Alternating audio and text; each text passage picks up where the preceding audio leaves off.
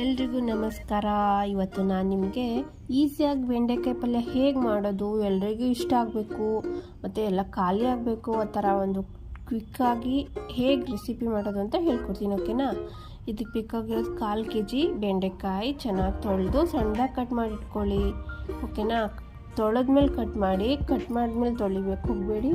ಈಗ ಅದಕ್ಕೆ ಒಂದು ಬಾಣಲಿ ಎಣ್ಣೆ ಹಾಕಿ ಬಿಸಿ ಆದಮೇಲೆ ಅದಕ್ಕೆ ಒಗ್ಗರಣೆ ಹಾಕಿ ಜೀರಿಗೆ, ಸಾಸಿವೆ, ಇಂಗು, ಈರುಳ್ಳಿ ಹಾಕಿ ಚೆನ್ನಾಗಿ ಒಗ್ಗರಣೆ ಮಾಡಿ ಅದಕ್ಕೆ ಕಟ್ ಮಾಡಿ ಇಟ್ಕೊಂಡಿರೋ ಬೆಂಡೆಕಾಯಿ ಹಾಕಿ ಅರಿಶಿನ ಪುಡಿ, ಉಪ್ಪು ಹಾಕಿ ಚೆನ್ನಾಗಿ ಫ್ರೈ ಮಾಡಿಬಿಡಿ.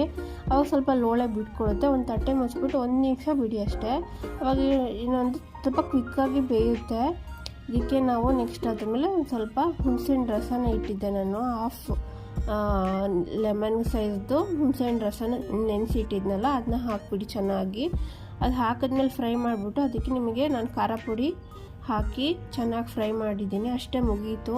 1 ನಿಮಿಷ ತಟ್ಟೆ ಮುಚ್ಚಿಬಿಟ್ಟಿಟ್ರೆ ಇನ್ನೂ ಚೆನ್ನಾಗಿ ಅದು ಮಿಕ್ಸ್ ಆಗಿರುತ್ತೆ ಮಸಾಲೆ. ಈಗ ನೋಡಿ, ಒಂಚೂರು ಲೋಳೆ ಇಲ್ಲ. ನೀವು ಕ್ವಿಕ್ಕಾಗಿ ಹೇಗೆ 3 ನಿಮಿಷದಲ್ಲಿ ಪಲ್ಯ ಮಾಡ್ಕೋಬೋದು. ಅಂದರೆ ಇದಕ್ಕೆ ಮತ್ತು ಕೊತ್ತಂಬರಿ ಸೊಪ್ಪು ಕಟ್ ಮಾಡಿ ಇಟ್ಟಿರೋದು ಹಾಕಿಬಿಟ್ಟು ಗಾರ್ನಿಷ್ ಮಾಡಿ ಇದನ್ನು ನೀವು ತಿಳಿಸಾರು ಜೊತೆ ಇಲ್ಲ ರೊಟ್ಟಿ ಜೊತೆ ನಾದರೂ ತಿನ್ಬೋದು. ತುಂಬ ಚೆನ್ನಾಗಿರುತ್ತೆ. ಇದು ಇಷ್ಟ ಆದರೆ ಪ್ಲೀಸ್ ನನ್ನ ಚಾನಲ್ಗೆ ಲೈಕ್ ಮಾಡಿ, ಸಬ್ಸ್ಕ್ರೈಬ್ ಮಾಡಿ. Thank you very much.